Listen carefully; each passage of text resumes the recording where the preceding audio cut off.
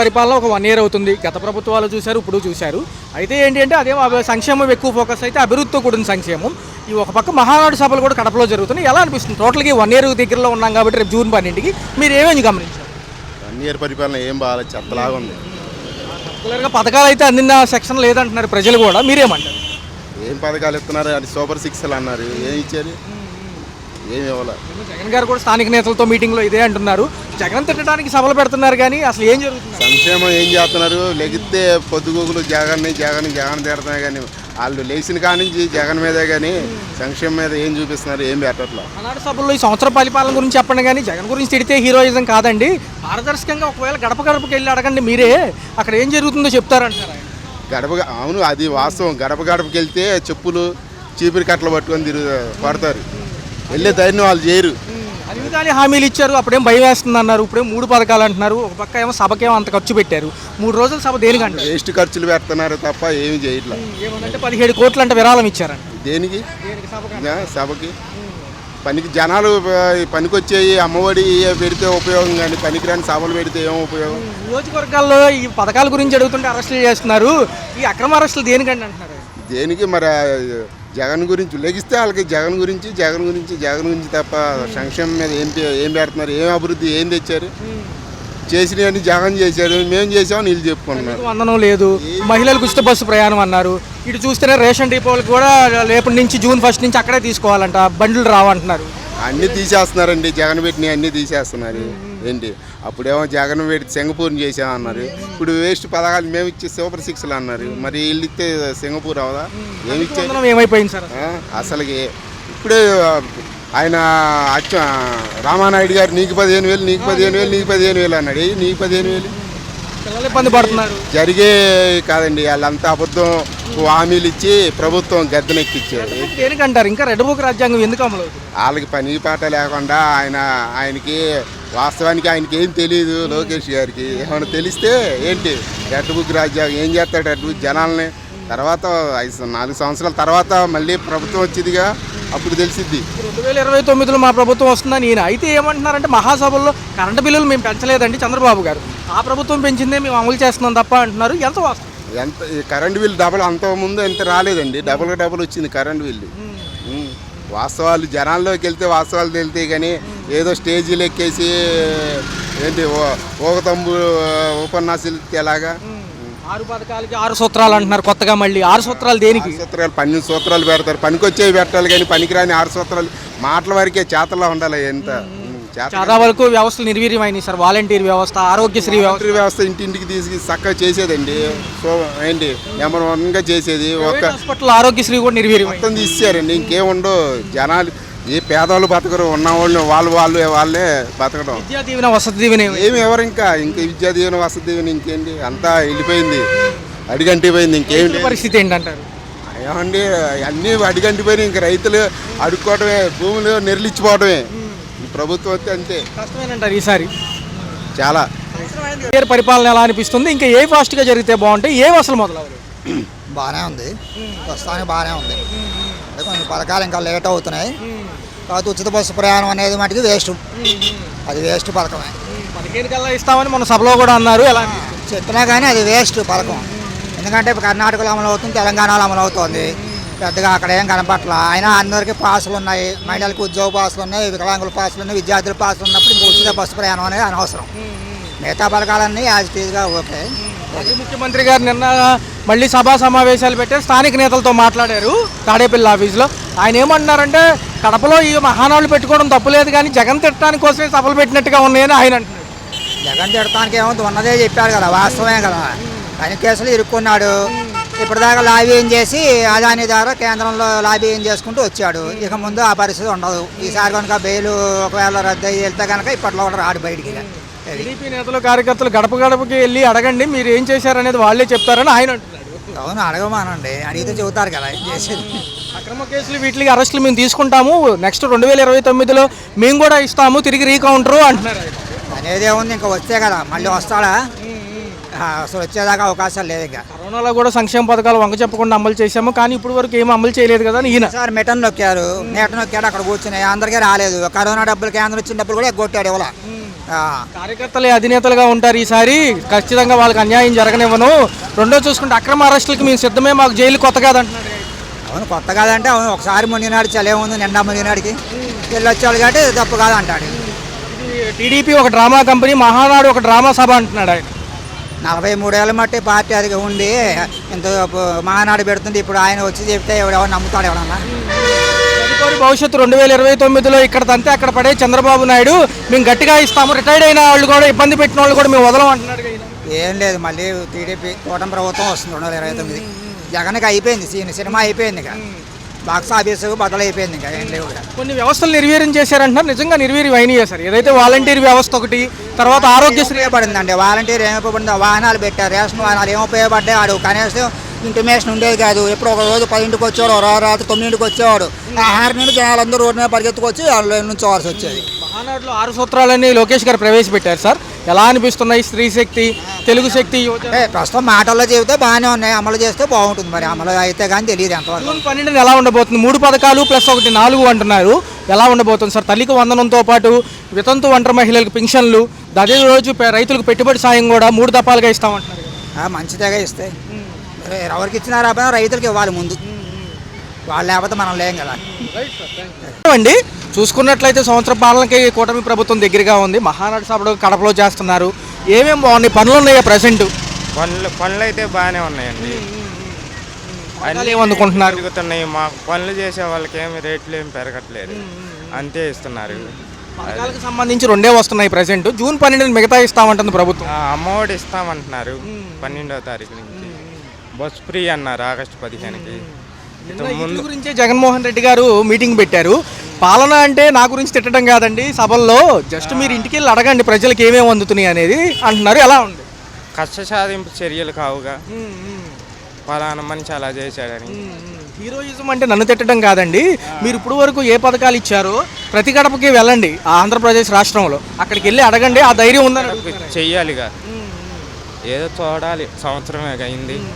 ఎలా ఉంది? చూసుకున్నట్లయితే కడపలో ఈ సభ నిమిత్తం కూడా గతంలో ఇబ్బంది పెడుతున్నారు మమ్మల్ని అందరినీ కూడా, మేము కూడా బుక్లో పేర్లు రాసుకుంటాము, తర్వాత రిటైర్డ్ అయిన వాళ్ళని కూడా తీసుకొస్తామని ఈయన అంటున్నారు. ఎలా చూడాలి? అది జనాల్లో జరిగింది చూసారా, ఆ విధంగా పోలీసులు. కరోనాలో కూడా మేము సాగు చెప్పకుండా పథకాలన్నీ అమలు చేశాము, ఇప్పుడు ఎందుకు అమలు చేయట్లేదు అంటే కరోనా రికార్డు బద్దలు కొట్టాడు జగన్మోహన్ రెడ్డి కరోనాలో. ఈయన ఏం చేశాడు? ఏదైతే ఉంటే మమ్మల్ని తిట్టడం, మమ్మల్ని ఇవన్నీ కూడా అరెస్టులు చేయడం, అక్రమ అరెస్టులు, పిన్నెల రామకృష్ణారెడ్డి కానివ్వండి, కాకాని గోవర్ధన్ కానివ్వండి, వీళ్ళు లోపలేస్తున్నారు. ఏదైతే ఉందో నిజమైన పారదర్శకంగా ప్రభుత్వం సంవత్సరం లోపల అన్నీ అందించాలి కదా. అన్ని కష్ట సాధింపు చర్యలండి, ఏం లేదు. మళ్ళీ వచ్చి 2029 జగన్మోహన్ రెడ్డి వస్తాడు. అదే అంతే. Thank you. చూసుకున్నట్లయితే 1 ఇయర్కి దగ్గరగా ఉంది కూటమి ప్రభుత్వ పాలన. ఒక పక్క ముగ్గురు ఉన్నారు ఇందులో, లోకేష్ గారు ఉన్నారు, చంద్రబాబు గారు ఉన్నారు, పవన్ గారు ఉన్నారు. సంవత్సర పరిపాలన ఒకేసారి జూన్ 12తో అవుతుందో 3 పథకాలతో పాటు ఒక పక్క ఇంతకంటే ముందే కడపలో కూడా మహానాడు సభలు జరుగుతున్నాయి. ఎలా అనిపిస్తుంది టోటల్?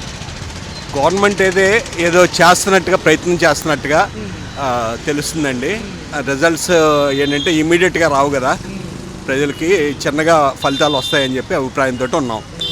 కూటమి ప్రభుత్వం భారీ మెజారిటీతో గెలిచిన తర్వాత అట్టహాసంగా కడపలో మహానాడు సభలు ఎలా అనిపిస్తున్నాయి?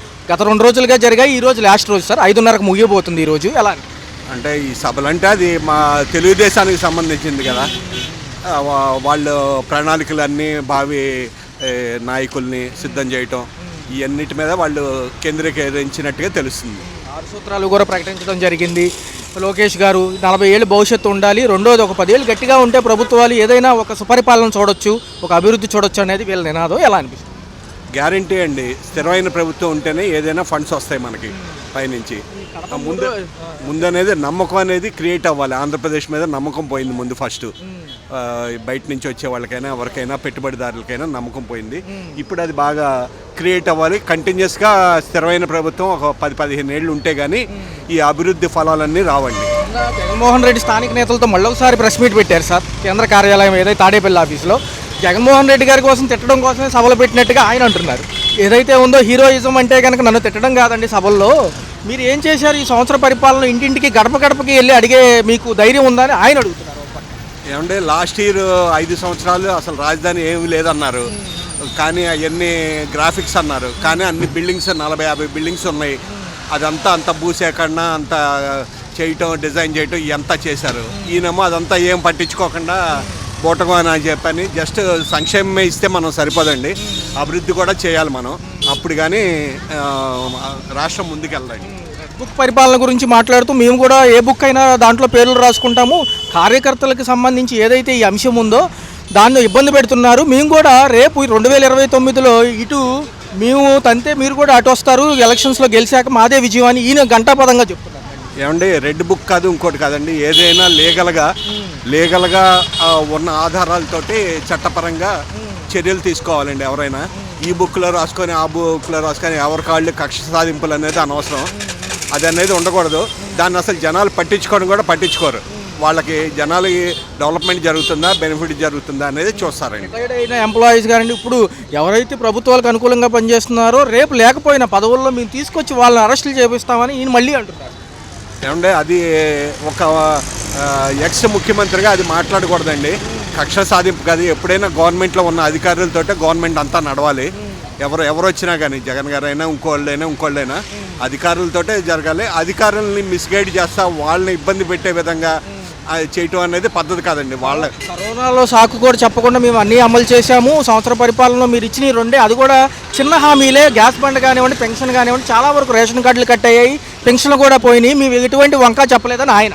ఏమంటే సంవత్సరానికి 10,000 ఇవ్వటం కాదండి, ప్రతి నెల 10 నుంచి 15,000 ఆదాయం వచ్చేట్టుగా కంపెనీలు తీసుకురావాలండి, అది కావాల్సింది జనం కోరుకునేది అది. ఒక పక్క సార్ రేపు 6వ తారీఖు ఎగ్జామ్ ఉండబోతుంది డిఎస్సి అని చెప్పి నిన్న సభలో చంద్రబాబు గారు చెప్పారు, ఉపాధ్యాయుల నియామకం కూడా అదేంటి దగ్గరలో ఉంది ఏదైతే, మరి దీని గురించి ఏమంటారు? ఎంతో కాలం నుంచి వెయిట్ చేస్తున్నారు, సంవత్సరం అవుతుంది కదా దగ్గర. ఏమంటే కొన్ని కష్టపడి ఎన్నో సంవత్సరాలు నిద్ర లేకుండా చదువుకుంటారండి పిల్లలు, వాళ్ళకి సక్రమంగా ఎవ్రీ ఇయర్ వాళ్ళకి డిఎస్సి అట్లా ఉండేట్టుగా ప్రభుత్వాలు అనేది ప్రిపేర్ చేయాలండి. ఎందుకంటే ఒక సంవత్సరం పోయిందంటే వాళ్ళు చాలా నష్టపోతారు వాళ్ళు, అందుకని ఇది రెగ్యులర్ ప్రాసెస్ అయ్యేట్టుగా ఏ గవర్నమెంట్ అయినా చూడాలండి. ఎలా ఉండబోతుంది సార్ భావితరం భవిష్యత్తు అంతా కూడా అమరావతి పోలవరం మీద ఉంది, ఖచ్చితంగా చేసి తీరుతామని ప్రభుత్వం అంటుంది, ఎక్కడా కూడా తగ్గే పరిస్థితి లేదంటుంది. అంటే అమరావతి పోలవరం అనేది రాష్ట్రానికి 2 కళ్ళు అండి అవి, అవే కాకుండా మొత్తం ఓవరాల్గా అనంతవరం అయినా అటు నుంచి కడప నుంచి ఇటు చిత్తూరు వరకు అన్ని విధాలా డెవలప్ చేస్తున్నారు, అది కావాలండి. అన్ని విధాలా డెవలప్ అయితేనే అప్పుడు అమరావతి అండి, అమరావతి అనేది ఒక గ్రోత్ ఇంజిన్, ఇక్కడికి వచ్చే ఫండ్స్ అన్నీ త్రూఅవుట్ రాష్ట్రం అంతా కూడా వీళ్ళు ఎక్స్పాండ్ చేయాలి. అది చూసుకున్నట్లయితే ఫైనల్గా కరెంటు బిల్లులు పెంచింది పాత ప్రభుత్వంలోనే 9 సార్లు, వాళ్ళు పెంచి మా మీద నెపం నెడుతున్నారని నిన్న మహానాడు సభ నిమిత్తం కూడా చంద్రబాబు గారు అన్నారు, ఏది నిజం అంటారు? ఇక్కడ వచ్చాక పెరిగిందా తగ్గిందా? ఏమంటే పెంచింది తగ్గవండి, ఏదో విధంగా అదే వసూలు చేస్తారు, కానీ ఫర్దర్గా పెరగకుండా ఉంటే చాలు. ఫర్దర్గా పెరగకుండా ఉండి మనకి ఇండస్ట్రీస్ వస్తున్నాయి చాలా, ఇంకా జనరేషన్ కావాలి, సోలార్ పవర్ కూడా ఇంప్రూవ్ చేస్తున్నారు, అది కూడా ఇంప్రూవ్ చేయాలి. ఏదైతే విద్యా దీవెన వసతి దీవెన ఫీజు రీఎంబర్స్మెంట్లు ఇవన్నీ కూడా నిరుపయోగంగా మారిపోయాయి, మా ప్రభుత్వంలో ఖచ్చితంగా అమలయ్యాయని ఆయన అంటున్నారు. ఏమంటే ఇప్పుడు 1 సంవత్సరం అయింది కదా, 2వ సంవత్సరంలో కొన్ని పథకాలు మళ్ళీ స్టార్ట్ అవుతాయని చూస్తున్నాం, అవి కూడా ఇస్తారనే అనుకుంటున్నాం. సంవత్సర పరిపాలనలో అనేక అంశాలన్నింటిని సమకూర్చి ఒక లైన్లో పెట్టడానికి సమయం పట్టిందనేది ప్రభుత్వ వాదన. రేపు జూన్ 12కి సంవత్సరం అవుతుంది, 3 పథకాలు ఒకేసారి ఇస్తున్నారు. గతంలో ఏదైతే నిర్వీర్యమైన వ్యవస్థలన్నీ గాడిలో పెట్టడానికి సంవత్సర పరిపాలన సంబంధించి టైం తీసుకున్నామనేది ప్రభుత్వ వాదన. ఎలా అనిపిస్తుంది? పర్లా ఇప్పుడు ప్రభుత్వం ఉన్నప్పుడు కొద్దిగా అప్పులు ఉన్నాయి కాబట్టి వీళ్ళు కూడా కొద్దిగా కూడా ప్రిపేర్ అవ్వాలి కదా, అలాగే వీళ్ళు తప్పు పట్టకూడదు కదా. అది ఇప్పుడు పెన్షన్ ఇచ్చారు, తర్వాత గ్యాస్ సిలిండర్లు ఇచ్చారు, ఇప్పుడు ఏంటంటే మహిళలకు ఉచిత బస్సు ప్రయాణం ఆగస్టులో అంటున్నారు. రేపు 6వ తారీఖు ఎగ్జామ్ ఉంది, డిఎస్సి కూడా ఉంది, ఉపాధ్యాయుల నియామకం. అవునయ్యా, అయినప్పుడు మనం అడగాలి, ఇప్పుడు టైం ఇచ్చారు కదా, టైం చూసుకున్న తర్వాత మనం వేయాలి. ఇప్పుడు ప్రెజెంట్ అండి ట్రాఫిక్ గురించి వీటి గురించి మనం మాట్లాడాలి మనం, అదేందా ఇప్పుడు అభివృద్ధి అయితే బాగానే ఉంది, కాకపోతే టైం పడుతుంది పట్టడానికి. అది ఫస్ట్లోనే అడిగారు, కొంత సమయం ఇవ్వండి అన్ని గాడిని పెడతామని చెప్పి. ఎలా ఉంది? పర్లా బాగానే ఉంది. అది మహానాడు సభలు ఎలా ఉన్నాయి? గట్టిగా సక్సెస్ఫుల్ అంటున్నారు కదా. సక్సెస్ఫుల్ అంటే మరి ప్రభుత్వం బట్టి ఈయనకు అనుభవం ఎక్కువ ఉంది కాబట్టి పర్లేదు, ఆయనకు అనుభవం లేదు అంతవరకు ఇంకేం లేదు. అది లోకేష్ గారు 6 సూత్రాలు విడుదల చేశారు, ఎవరెవరికి అండగా ఉండాలి ఏంటి అనేది కార్యకర్తలకు పెద్దపీట అంటున్నారు. కార్యకర్తలు కంటే మరి ఉండాలి కానీ ఉండకపోతే ఎలాగని తెలియకూడుతున్నాం. అది ఇప్పుడు దేనికైనా సరే పైనుంచి అధికారం మనం సంతకం మళ్ళీ ఆడి నరేంద్ర మోడీ చెప్పండి మరి అవదు కదా. అది ఇప్పుడు ఈ రాజకీయ నాయకులు చూసుకోవాలి మిగతాది. నేను జగన్మోహన్ రెడ్డి గారు స్థానిక నేతలతో మాట్లాడుతూ కేంద్ర కార్యాలయంలో ఆయన కూడా మ్యాటర్ ఏం చెప్తున్నారంటే, నన్ను తిట్టడానికి ఎందుకు లేండి, మీ పథకాలు మీరు చూసుకోండి అంటున్నారు. ఎలా ఉంది ఆయనకి వీళ్ళకి వ్యత్యాసం ఎలా ఉంది? అది మనం చెప్పలేం, ఎందుకంటే వాళ్ళందరూ ఒకటే. ఇప్పుడు మన వాళ్ళ అన్నం లేదు కదా, ఇప్పుడు పొద్దున్న వాళ్ళ ఇంట్లో కార్యక్రమం వీళ్ళు వెళ్తే వాళ్ళ ఇంట్లో కార్యక్రమం వెళ్తే మనం వాళ్ళ అల్లం లేదు. రాజకీయం అనేది అంతా ఒకటే, కానీ మనం ప్రజలు మనమే. అంటే గడప గడపకి ఇంటికి వెళ్ళి ఒకసారి కనుక్కోండి, మీ పాలనకి మా పాలనకి ఒక వ్యత్యాసం అంటున్నారు. కరోనాలో కూడా మేము అమలు చేశాం కదా. అయితే ఒకటి, ఆ ప్రభుత్వం ఉన్నప్పుడు తప్పు, పేదోడికి ఇల్లు గట్ట వచ్చిన తప్పులేదు. కానీ ఈ ప్రభుత్వం మరి ఇస్తుంది ఎవరు తెలియదు. ఈ పెట్టిన పథకాలు ఇస్తే మంచి పని లేదు, నెక్స్ట్ ఇల్లు కూడా రావాలి అంతే తప్ప. ఉచితాలు నిజంగా అర్హులకి ఇచ్చి మిగతా వాళ్ళకి రాయితీలు ఇస్తే బాగుంటుంది కదా బస్సు విధానం. మరి అవును బస్సు పెట్టాడు, మరి రావాలి కదా. ఆ బస్సు రావట్లేదు, దానిపై పరిస్థితి ఏంటి? ఇప్పుడు వాళ్ళు ఎన్ని పథకాలు సంతకాలు పెట్టాలి కదా. ఇప్పుడు పవన్ కళ్యాణ్ ఉన్నాడు, పెడపురం నమ్మకం ఇచ్చాడు కాబట్టి ఆయన భారం చేసుకెళ్ళాలి. ఇప్పుడు ఆయన సైట్లేని ప్రతి ఓడు ఆయన తిడుతున్నారు, ఆయన కట్ట కాదు కదా.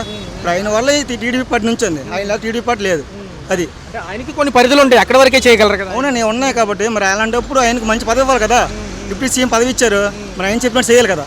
అది టోటల్గా ఎలా ఉంది? ఒక 1 ఇయర్లో రోడ్ల వ్యవస్థ, కరెంట్ ఛార్జీలు, అది పర్లేదండి. నిత్యావసర సరుకుల ధరలు తగ్గినాయి కొద్దిగా. పర్లేదు, పనులు ఉన్నాయా? పర్లేదు. హలో, తెలుగు రాజ్యం ఛానల్ చూస్తున్నారా? సామాజిక రాజకీయ జీవన చిత్రణే తెలుగు రాజ్యం. అతిశయోక్తులు అసత్యాలు ఉండవు. రాజకీయ కోణం కాదు, ప్రజా కోణమే కొలబద్ద. తెలుగు రాజ్యం వీక్షణ మీ ఉత్తమ అభిరుచికి నిదర్శనం.